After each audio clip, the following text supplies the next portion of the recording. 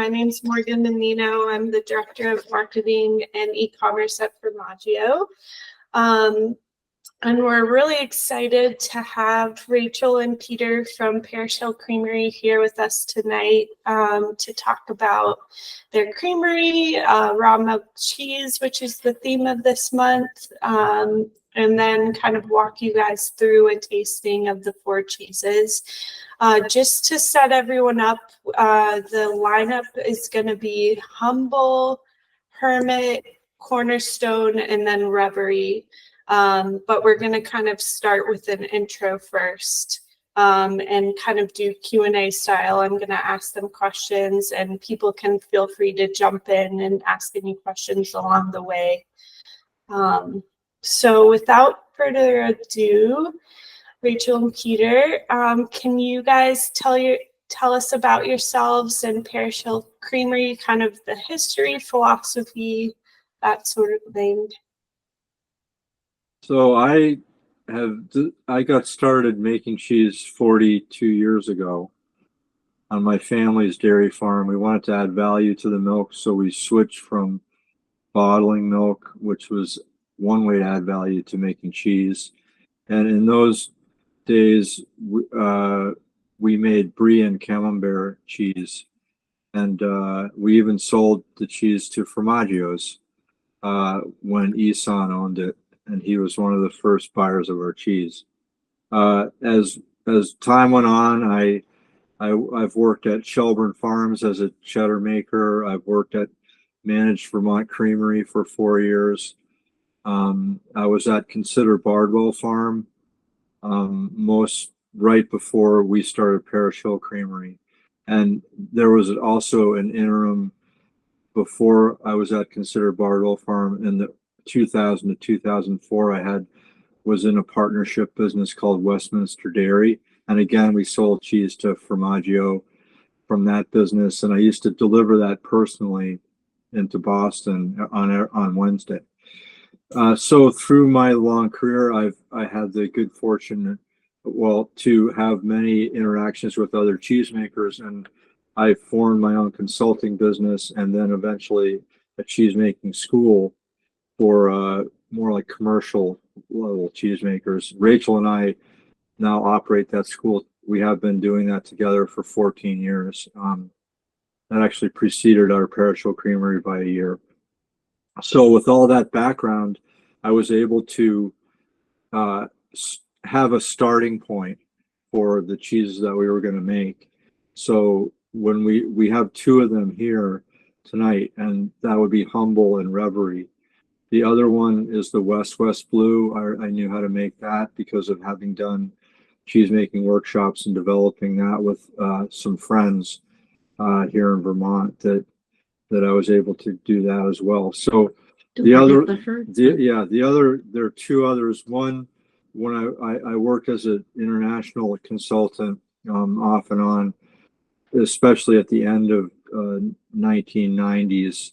And I was in Macedonia, and in Macedonia they make caciocavallo, which comes from caciocavallo, the Italian cheese, a stretch curd, hard cheese. And so I had made that at Westminster Dairy, a lot of that. And so we were able to start making that. And that actually, from one of your previous Formaggio people, he suggested the name. Robert Aguilera, who's a friend of ours, you might recognize the name, suggested that we call it kaşar, after the Turkish version of caciocavallo, because of course, Isan's heritage.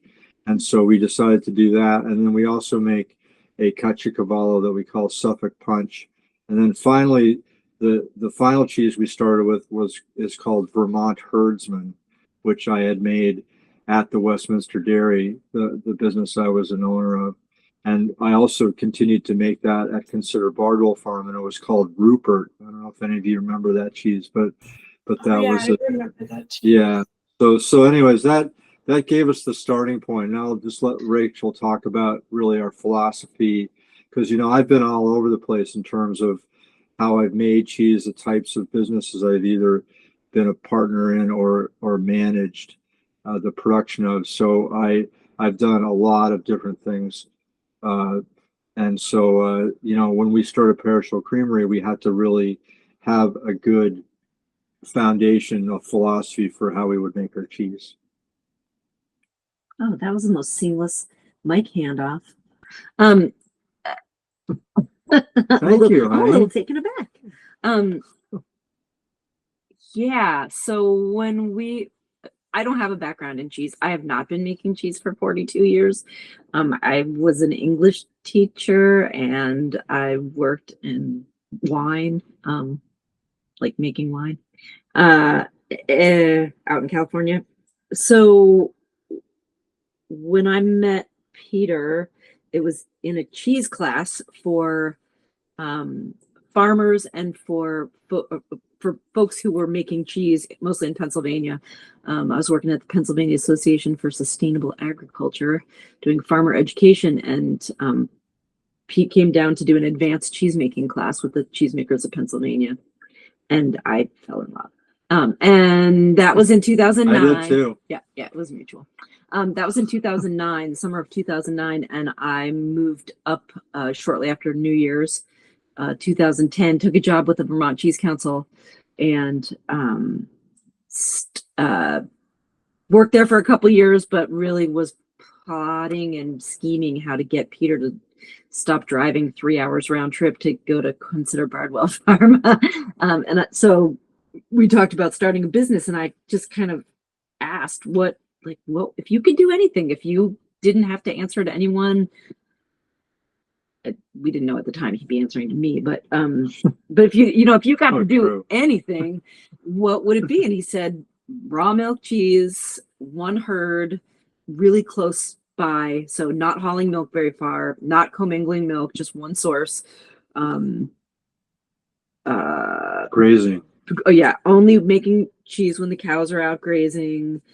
We would, of course, use animal rennet. We would get salt from as nearby us as possible. We would make lots of big, rugged wheels. And of course, we would make our own starter cultures. And I thought, that sounds great. We can totally do all of that. I had no idea what that meant.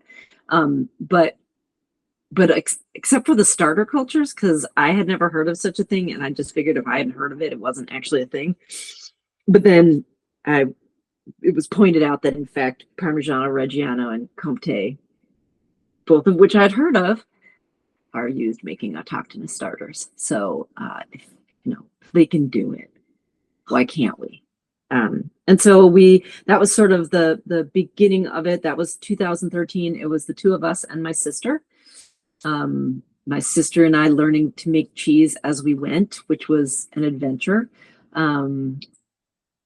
But really, over the years, we have, from the very beginning, our notion of making cheese wasn't about trying to recreate something that we knew already, recreate something that we tasted already. Obviously, he had already made some of these cheeses, but the idea was to see if by applying or implementing traditional methods and techniques that are used to make cheeses that we know and love, but using our milk in this place, our own autochthonous starters, and then also our own craft. So the way that we perceive the curd and feel the curd and judge the curd to be ready and what we want is more of what we draw on. Which means that sometimes, for some of the cheeses, they came out as expected. Certainly Cashar and Suffolk Punch came out as expected.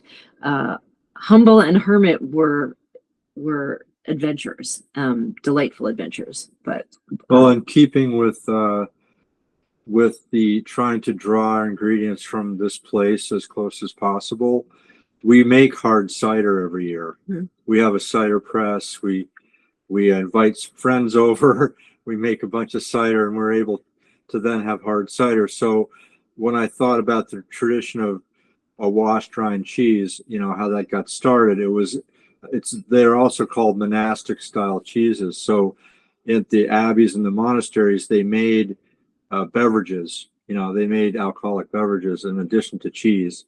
And they were the first real craft cheesemakers because they took those beverages and washed the rinds of the cheeses. So So I thought that would be a natural way to do our first washed rind cheese. And so it's things like that that we made our plan around of what Parish Hill Creamery would be about. And essentially, if you think about the word terroir, and if you translate that, maybe you would say taste of place, because place essentially is not just the animals and the land, but it's, as Rachel said, it's the people making it.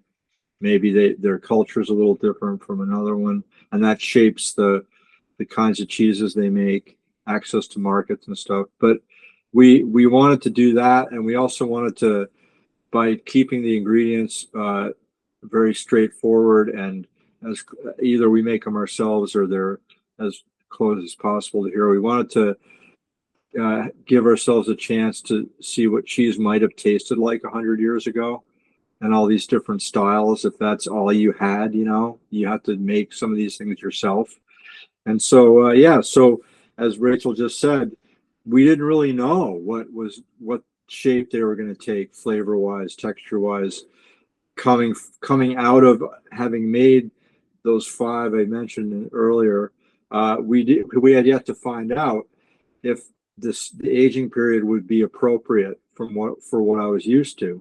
And in many cases, we actually we were aging our cheeses longer than I had thought, because they just they tasted good when they were young, but then as we held some back, we realized that the potential for flavor was for a more mature profile. So it's just things like that that You should be found eating out. humble. We found out about. Eat humble. Yeah, that might be a good time. I just described it. So Yeah. While you were talking about it, I was like, I'd be eating it. Well, you can tell them what it is. So humble is, how big is it? And, sorry. Is our small format. We do presentations together all the time. We drive each other crazy all the time. It's our small format monastic style cheese, right? So it's about a 4 pound, sometimes when they're a little pudgy, they're a little bigger. It is a fairly large curd, so we're not cutting it down really small. We're trying to keep some of that moisture in there. It's, we initially were selling it at 4 to 5 months, letting it take on some funk. And over the years, we realized that folks really like it young, like when it's a little pudgy, a little like still has that like a milky, yogurty, still has some of that. But just a little bit of the yeasty, appley funk from the wash. Yeah. And so it switched from being a cheese that we did put out at a much more mature point back to it's 60 days. It's legal to sell, so we put it out there, and we found that people are quite happy with it actually when it's young and bright. Yeah. So yeah, it's an interesting little journey. My sister still works with us. We have 2 aging spaces. We've got a tractor, like back end of a trailer, 48-foot trailer box that used to carry frozen food across America. And now it sits behind our creamery, and that's where we age cheese. If you've ever seen the pictures of Peter usually washing cheese, and there's all these boards on either side of him, that's actually inside of the trailer. You would never know what it is, but and then the other one is actually it's much smaller, and it's a repurposed farmer's root cellar. So that one's actually underground, and that's in the village, and that's my sister's domain. So that's where Humble is her cheese to take care of. So she's the optioner. Yeah. For Humble, for Cornerstone, and for the Blues. Yeah. But so she washes those Humbles get washed Monday, Wednesday, and Friday. Every single one of them gets washed with for 8 weeks with the hard cider. Yeah, the hard cider. Yeah. Yeah. Wow, that's awesome. What are some of your favorite pairings for Humble? Well, it goes very well with hard cider, actually. Mhm. You know, it doesn't have to be, it could be sweet to dry, actually, because it's got acidity. You can have a sweeter cider, but the dry is also good. You know, it's actually quite good with coffee. Mhm. Yeah, it's a good breakfast cheese. It is If a good you breakfast stick it under cheese. the broiler to just get it Just a gonna little say that. brown and melty, and then you have your coffee and on a nice piece of bread. That's a good start to the day. Yeah, Yeah. for sure. We also sometimes put sauerkraut Yes. on the bread with the humble on top. You know, so yeah. Oh, that sounds so good. Yeah, yeah. And humble is also one of the cheeses that we always put in our fondue. Yeah, Oh, awesome. Just to give it a a little, little kick. yeah, a little bit of funk in there. Yeah. Yeah. Great. It's Uh, good. Yeah, go ahead. Oh, has everyone gotten a chance to eat humble yet? Any thoughts? Thumbs up?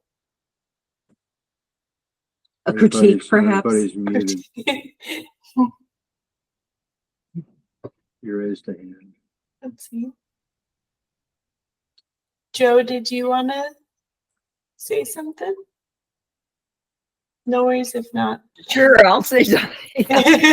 My husband's crazy about the cornerstone, but Oh. I really like the humble. I've had most of that. So, Like them all. and he actually likes them all, but his favorite is the cornerstone. Nice. Great. I like the I think it's the Revelry. We lost a couple of stickers, so we think we have them labeled right. Is that the one that has kind of a real looks kind of mossy rind on it? Yeah, The hardest cheese. Yeah. that's the hardest. Yeah. Yeah, Yeah. that's right. Oh, that one is Revelry. Reverie. Reverie. Yeah. Reverie is the hard one, and then the little bit softer one is that Hermit. Yes. Okay, we had them switched, but they're very good. All of them are really good. He's melting them as we speak. He's putting them in the microwave for a For couple. like 4 seconds. Oh. Warm it up. Yep. Yeah. Yep. Great. Should we Yeah, move- and Vicky said, so we sent them mostarda Uh-huh. as well, and she said the humble's really good with that. Yeah, I bet. Yeah. Yeah, we can move on to Hermit. So Hermit was an accident. Happy A accident. happy It accident. happens in the cheese business, cheese making business. I think it's a way of looking at the world. Yeah, that's a good thing. We were making humble, and humble, the forms for humble are like it's like an 8-inch diameter. I think, was it the first year? I think it was this. Yeah, I think it was the first year we had some bigger wheels. And we Oh, ran yeah. out of forms, so we had all this curd, and we thought we would had enough forms for it, and then all of a sudden all the forms were full and there were still curds in the vat. So we decided, okay, we'll just put it into bigger forms. And we had to scramble around a bit, so the curd was a bit firmer. That went into the bigger forms. Yeah. But yeah, it's just important. well, we tried to, the curd was still firming while we were thinking and trying to solve the problem. And then we had to stir it a bit. Oh, yeah, before stir we it a bit. hooped it into So the forms. Yeah. So it's a demonstration of size and shape of cheeses having pretty great effects on, different textures and different flavors. Where the Hermit or the humble is 4 pounds ish average, the Hermit is more like 10. And we decided to differentiate it from the humble by giving it a different wash. And around the time that we were getting started, there was a brewery that was just getting going called Hermit Thrush Brewery down in Brattleboro. And one of the owners had actually been a cheesemonger at DeBruno Brothers in Philadelphia. So we had this other connection with him, and they were doing wild, or what is it? Yeah, wild fermented sour ales. Sour ales, yes. Their foundation for their brewing Yeah. technique. Yeah. Okay. So we decided to go ahead and give that a try. We went with a Belgian quadruple ale. It is it was so boozy. It's like 12 or 13 or 1,000%, 14%. 14% So alcohol. my goal was Oh, wow. to really get an effect from the beer, not just the rind, the way the rind would look, but this is a semi-hard cheese now. It's not soft, so it doesn't get as funky as quickly, and never really gets so funky like those soft ones that you can almost eat with a spoon or eat with a spoon. So Yeah, our washed rind it- cheeses aren't pudding cheeses. it's a cheese They're more firm cheeses. I would say Havarti like in terms of its how firm it is. Moisture content. And the texture is somewhat open, so it's a little bit like Havarti. Mhm. But we went for it with this strong beer, and we washed it for the same length of time as the Humble. And we got out the 8 weeks, and we tried it because it was legal. But it really just tasted like cheese, like a young cheese. It didn't have much from the beer, so we added on another month of 12 more washings, and that is what turned the corner for that cheese. So then you can, when you try it, I was just eating some today because I was at a different place doing some sales promotion, tasting cheese and sales. And it's got our goal for it is to have a little bit of a boozy note in the flavor. And I think that you might be able to taste that coming directly from just all the beer that gets slathered on the rind. And eventually that adds to the overall flavor. Yeah, and instead of just doing a couple wheels when we would do Humble, we decided to go ahead and do whole batches of it. Yeah, so now we make, I don't know, 150 wheels a year or so, or 200 wheels a year. Yeah. Yeah, and it's a cheese that can age longer than the Humble because it is bigger and a bit drier. So actually, for the real recipe for making that, because we acknowledged that the curds had firmed a bit more in the vat, we decided to add in a little bit of cooking the curds as they stir with the whey. So we raised the temperature a couple of degrees to help drive out a bit more whey. And we make a bit firmer of a cheese. So it's set up for, it can age longer than the Humble if necessary. So often we still have that the following summer. We're still selling the Hermit when we sold out of the Humble. Yeah, when sold out of the Humble. So, the Humble is not, that's definitely going to have a gap of where it won't be available of about 3 months because or maybe more, just because we're trying to sell it as a younger cheese, and we're seasonal cheesemakers. So by early November, we'll be done making cheese, and we won't start again until the very end of April. So, there's that. Grass willing. Yeah, grass. Each year is a little different. Every year's a little bit different. Awesome. So yeah, you should taste the Hermit now, right? Yeah. I'm sure Yeah. they're. Yeah, let us know if anyone has any thoughts about Hermit. Now, what about pairings for the Hermit? I guess Yeah. beer. But what about wines? What kind of wines? I don't know. Oh, I We feel don't like really. yeah. So I will admit my favorite pairings generally are my hand. I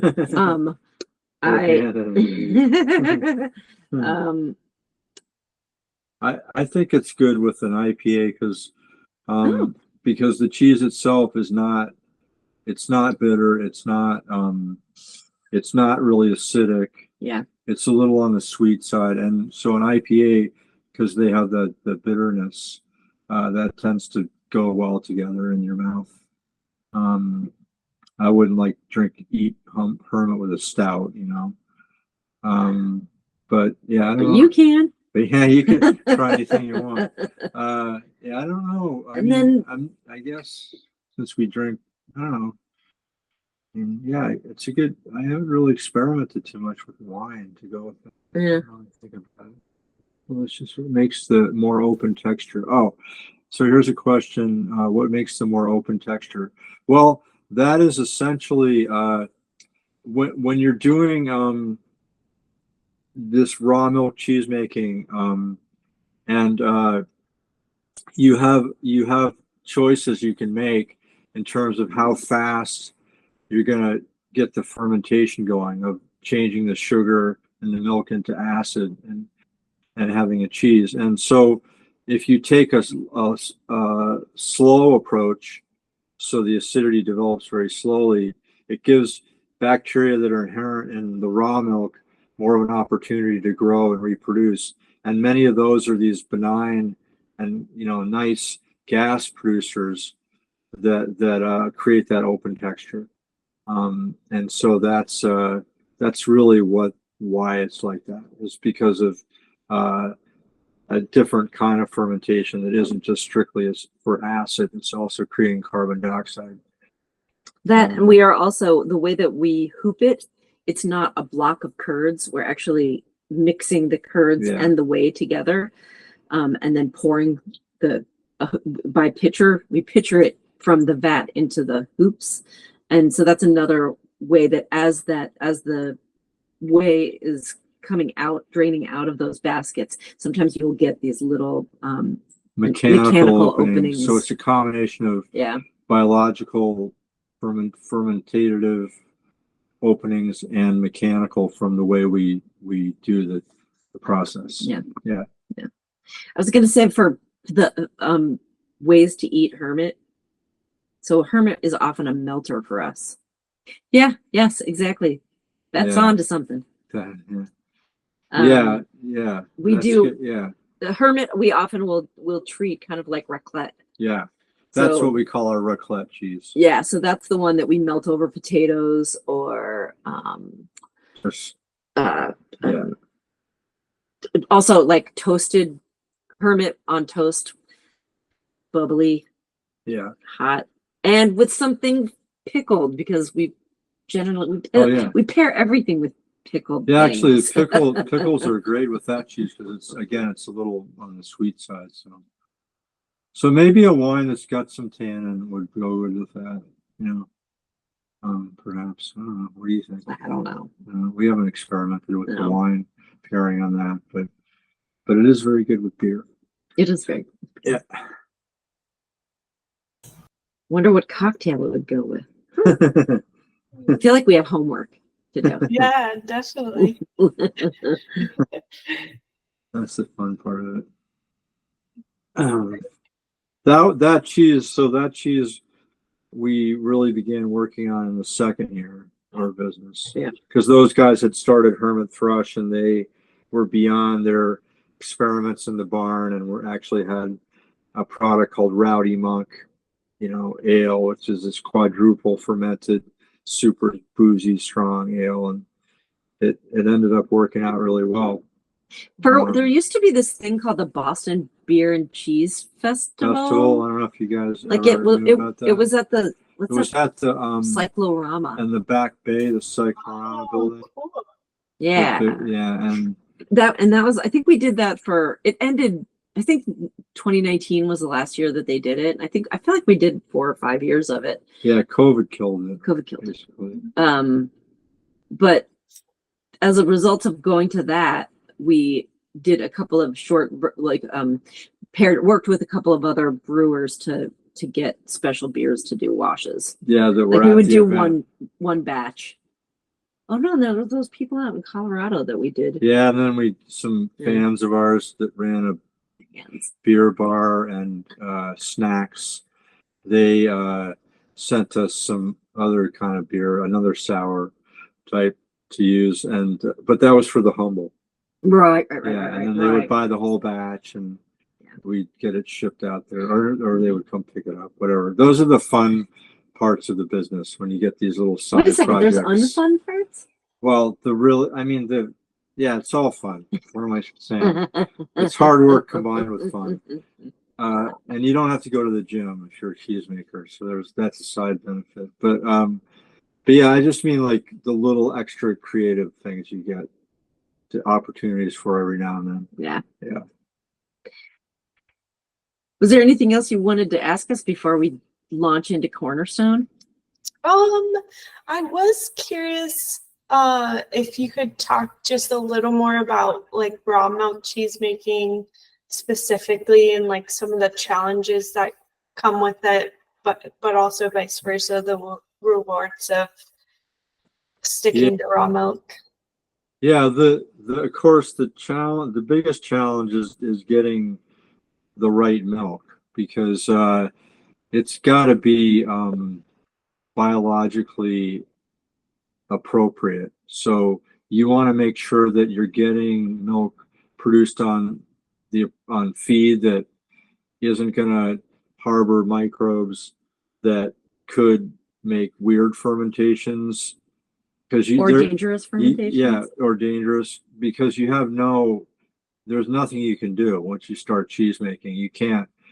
You're not going to heat treat or pasteurize the milk, so you're not going to take any bacteria away from it. During the process of making the cheese, you will steer a certain course. So, for example, Humble and Hermit capture a lot of different bacteria because the temperature never goes above 95. But then there are other cheeses we make, like Kashar, Vermont Herdsman, Reverie will be the last one you try, where you're exceeding a limit for certain groups of bacteria to grow. So they'll be destroyed essentially through the process of cheese making. And you're going to steer in a direction that captures these heat-loving bacteria. But pasteurization is going to eliminate even some of those. So, you're working with a very lively raw material, I would say, is the real challenge. So choosing wisely your source is very important. And then there's a lot more to monitoring. And if you aren't the farmer yourself, like if you aren't a farmstead operation where the animals, the land, the feed quality and all that, you really have to have those conversations with the farmer. I mean, you as a cheesemaker, you have to learn all that stuff. Mm-hmm. You can't just, you have to know what you're working with, because then you can have confidence that you can make a very good cheese. And in fact, then get to the other part of the question, which is what are the benefits? So if you're able to have that level of confidence by investing more, on the farm side. So we do weekly testing now, and we share that with the farm, share the costs and the information, so that we know about certain groups of bacteria. So instead of just all the bacteria in the milk, which is what milk is tested for in industry, because they're going to pasteurize it and they just want to go with that, we actually have 5 different groups of bacteria that get tested in each week in the raw milk. So we have a sense of what I would call it the raw milk profile is, bacteriological profile that we're working with. And so that's a very important part of it. And then the next thing, we decided to take the least risky path by only making cheese when the cows were on pasture, so that they're just eating pasture plants, and they're eating as supplement, they're eating dry hay. They can't eat fermented feed in our system that we've established with this farm. And the farm gets paid well to be able to do that. So that's another important aspect. So to sustain it so that you have the appropriate milk to make very good raw milk cheese, the farm has to be rewarded well enough to make it worth it, but also to work in a way that they're relaxed and happy and having fun. So you don't want to have the farmers trying to milk too many animals, the farmers pushing themselves too hard, or you don't get the French have actually studied this very well, and I like to read research and delve into all this, because it really helps both of us understand the whole system approach better.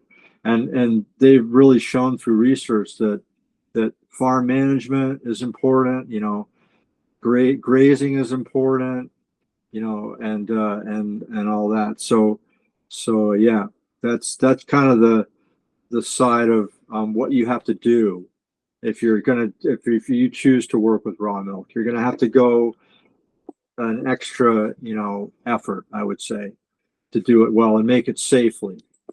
And then what are the rewards? No, I'm, Oh, I got more you're to gonna say keep about that. going. Okay. Yeah, I feel like working with raw milk requires of us as cheesemakers, as Peter said, we need to know about what's happening on the farm. We need to be in constant communication with the herds people and asking questions. And when we notice, like if we notice any differences, we are, taking pictures, talking about it. Peter does lacto fermentation Yeah, tests.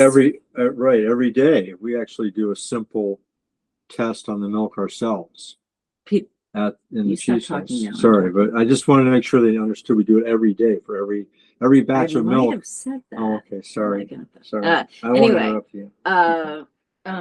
the shepherd's crook is coming out. Yeah, I know. I sat nicely and listened to you.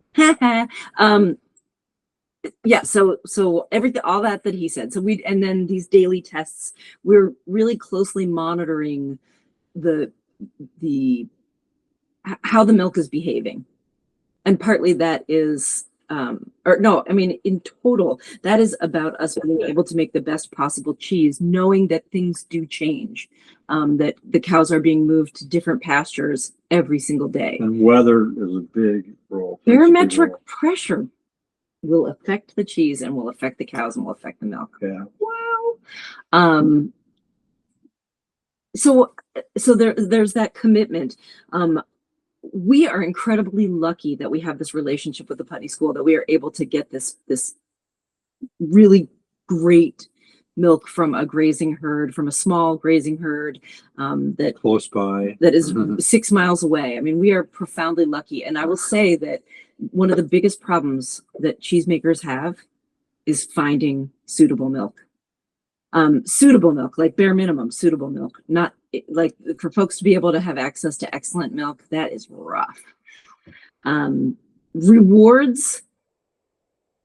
I'm a little prejudiced. I believe that that raw milk cheeses start with really excellent ingredients that are handled with care and reverence. You can coax some of the most exquisite flavors and textures in your cheeses. There are some excellent pasteurized milk cheeses. I'm not saying anything against. I'm just saying that it's different, and the potential for something sublime that you can find in a really well-made raw milk cheese. There's just nothing like it. It's the path to the greatest variety in flavor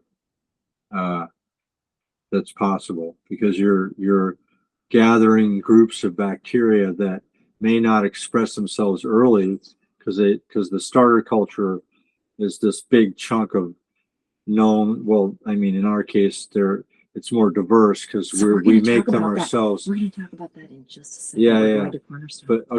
But the pasteurized milk cheese making, you're adding in known entities, bacterial cultures, and you're using them to create the flavor. Essentially, you have to use them to create the flavor because there's nothing there that's really going to do it. And so that's a really big difference between the two, pasteurized milk cheese making and raw milk cheese making.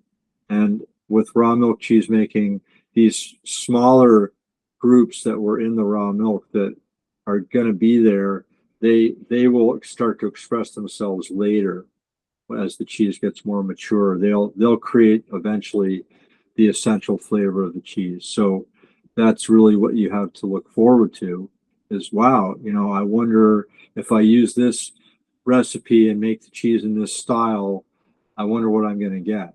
It's more like that than I know what I'm going to get because I've pasteurized the milk and I've used these cultures. So yeah, that's to my mind, it's simple like that. And the shepherd hook comes out. It's simple, but then the cheese is more complex. So let's go to that's the benefit. Cornerstone. Let's move on to Cornerstone because time's Yeah. and does anyone even have any Cornerstone left at this point? Cornerstone. Actually, before I say that, so we didn't even do our spiel about the way that we make cheese.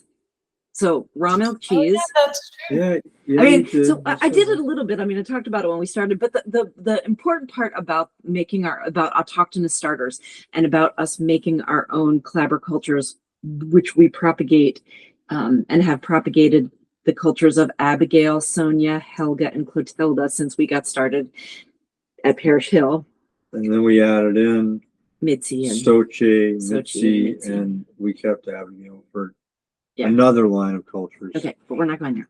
So 7 cows, though. um 6 cows, sorry. so like I said, when we started, I thought he was nuts and I didn't think it would work. And people will have told us over and over and over again that it won't work, that you can't make cheese, it won't be reliable, you can't reproduce results, it'll be madness. And that's not the case. Those people are wrong. But once we got into it, I have become somewhat of a zealot. We really wanted to try and figure out a way to get other cheesemakers to take a shot at making their own starters and trying to make cheese in this more natural way, if you will. And so we, with a couple of friends, talked through the idea of a project, and thus the Cornerstone Project was born. And I know you guys carry Cato Cornerstone. I don't know if you've ever had Sue Miller's. I love There's the third one made by Bertrand Hills. She's outside of Philadelphia. So anyway, the three of us got together. We made cheese together. This was back in 2016. Yeah, March. In spring of 2016, we got together. We hammered out, or Peter came up with the recipe. So he came up with the techniques of what we would be doing. We all agreed on what the ingredients would be. So the rules are: it's raw milk from a single source, so no commingled milk. Made during the time grazing time, so cows out on pasture. We all use the same recipe. We all make our own starter cultures, our own autochthonous clabber cultures. We all use the same forms, so the cheeses look alike, but it's sort of it is an attempt to, by eliminating variables, to see what is alike and what is different when we all do the same thing, but we're working with our own raw materials. And we've done a few tastings over the years. We're hoping to do one this year, or maybe winter. But we've done a few tastings where we've done it with the public, where they're able to actually taste all three stones and kind of talk about what the differences are and what the what's the line that runs through them. But also how are they different? The herds are different starting right off the bat. Because up here the farm we buy milk from has Holstein cows and Jersey cows. At Cato Corner, they have Jerseys exclusively, and at Bertrand Hills they have Holsteins exclusively. So right there, you've got different levels of fat, protein coming along with those breeds to shape the milk, and then you've got the difference in the pastures that they're eating from. So so we find geographically some different very, areas. I wouldn't say microbes extremely different, because we're all good cheesemakers, and we technically can make the cheese similarly. So it's not varying so much in moisture and acidity and salt content. But then within that, you wouldn't say that it's the same cheese of the three different ones. You would definitely pick out the differences as you tried them. Yeah, it has to age. But there's similarities too. Yeah, but there's similarities too, like the texturally somewhat similar. But I don't know. And actually, so anyways, it's just a really interesting exercise. There was a hopefully this year. I don't know. It's so hard to know these things, but there's a cheese microbiologist who has a cheese science lab at the University of Connecticut. And he did a project where he looked at all of our cheeses. Not only did he look at them, he sent one of his minions out and they took samples of the milk and the starter, and then they took swabs and they swabbed us Their within an skin. inch of our lives. They swabbed like our arms and our hands, the boards, the fans the in the aging fans. Like rooms. they did, it was Trying to collect all Yeah. kinds of information to see what shaped and then the cheeses were sampled, tasted by a sensory panel. And then the idea was to match up all this information from the milk, from the people and the environment with the differences that were picked out by the sensory panel. And so, yeah, it was it's a scientific journal, so I mean it's a scientific paper, so a lot of it is gobbledygook to me, but the what's that thing called at the beginning? Not an overview. the abstract. The abstract. Very understandable. Very Yeah, interesting. that's the best part to read. In Love the scientific abstract. paper. Cornerstone as a cheese is fairly approachable, I think. Yeah. It doesn't punch you in the face. It is a super melter. Like it makes amazing grilled cheese sandwiches. And also just a snacker. I mean, that's definitely one that we turn to as a just grab a piece and eat it because you're a little hungry and it's gonna scratch the itch. It goes well with reds that aren't too sweet and but not too big either. So lighter red wines. I love your wine knowledge. Well, I know that one. I've had that enough wine with that one. It probably goes well with your rosés that you love. Yeah. But I'm a dry pink girl myself. yeah. Ooh, with the Rioja. Oh, okay. Yeah, that's sounds right. Yeah. Yeah. Yep. Nice medium body. Mhm. Nice. Yeah. Mm-hmm. Yeah, that cheese really gained in popularity pretty quickly because of the concept of this project that, it was not just a new cheese at Parish Hill Creamery. It was actually a vehicle to teach other cheesemakers how to make their own starters, to shape a cheese using a local salt, They had to get the salt from a source nearer to them as they could. And I think they both got it from Maine as well, because we have found out since the Maine Sea Salt Company went out of business because the owner passed away over the winter, and that's it. That's the end of the Maine Sea Salt Company. That there is no affordable, and believe me, when I mean affordable, the Maine Sea Salt itself was way more expensive than any other salt I've ever used as a cheesemaker. But when we thought about what we wanted to do at Parish Hill, it was very important for us to find a salt source that was near us. And when you think back to where the salt came from 100 years ago, it was made along the coast. And even, before that, they made it by evaporating salt water. So we thought we were pretty close to, that with the salt, but there are no other options now. So now our salt is coming from Washington State. So it's Pacific Coast sea salt. It's the closest source in the U.S. that is, that makes bulk salt. That makes bulk salt, because there are a couple salt hundreds and hundreds works of on the East Coast, but they just don't make very much. Yeah. They're boutique type businesses. So isn't that interesting though? What's happened to the salt making? Yeah. Yeah. That's Reverie. Sorry. I just said that's fascinating. Yeah. We were pretty much devastated when we found out that. Well, I mean, devastated. He was also, a down East Maine kind of curmudgeonly guy, but he was entertaining. We enjoyed interacting with him. We actually went out and visited him once and saw the Salt Works. The Salt Works. Way down east, like 8 hours up the coast. There's some folks who are looking at trying to expand their operation in the Carolina, one of the Carolinas, there's a family operation that may be making bulk salt next summer that we would switch to. Because we would prefer, I mean, Yeah. the goal is to get the salt as near to us as possible. But that's another aspect of, the cost of our cheese, of course, because we made that decision. We had to put that into the cost of our cheese in order to do it.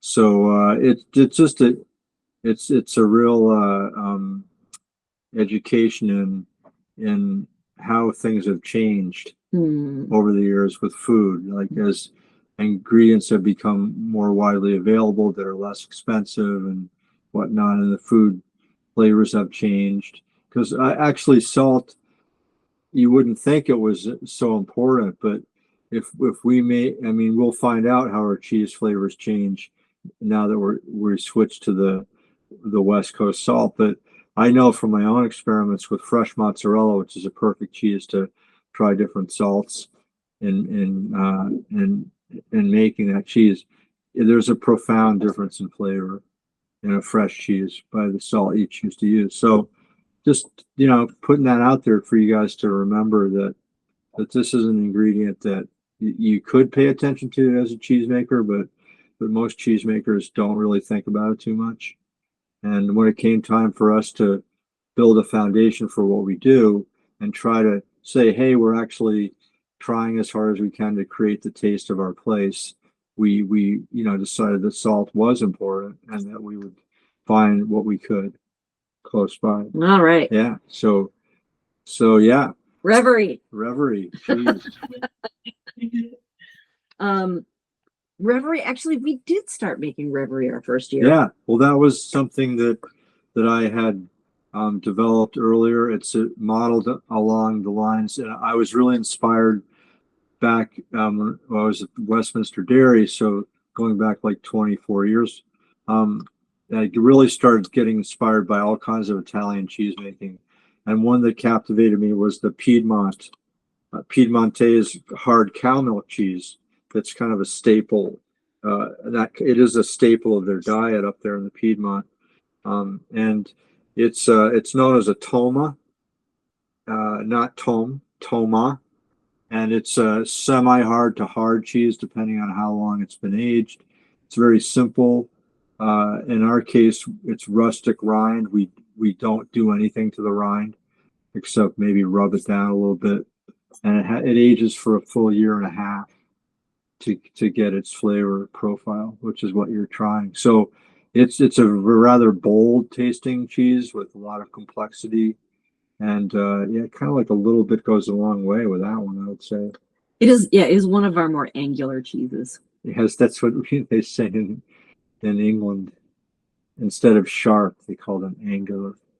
I love that. Yeah, right. I think it pairs up great with wines from the Piedmont. And the bolder the Reverie is, the bolder you can go with the Piedmont wine. So it could be Barbera, it could be, Nebbiolo, but it could also be Barbaresco, something really kick-ass kind of wine. Yeah. But it's when I get asked at the market what my favorite cheese is, that's one of the most frequent questions. I will often say that cheese never lets me down. The Reverie cheese never lets me down. It's always fantastic. You should at least try that. Yeah, it is definitely. It's like a staple in our house for sure. And for people that like sharp, meaning cheddar up here in Vermont, do you have anything sharp?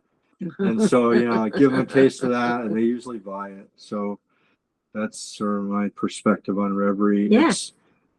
So Reverie is so we make 3 what we call mountain cheeses, because we're not in the Alps, just the Green Mountain State. We make 3 mountain cheeses, and Reverie is the smallest of the 3. So 14, 15 pounds, or 12 to 14 pounds. So it's it's still a substantial cheese, but the Vermont Herdsman's 25 and Idle's can be up to 40. So those are the others. Yeah.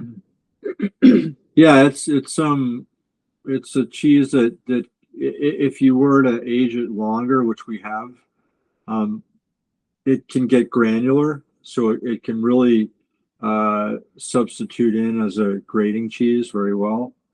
And it's got that sort of parmy sort of bite that older parms can have. As it gets older, yeah. And so it's cheese that never lets you down. Any final questions before we wrap things up? Or comments?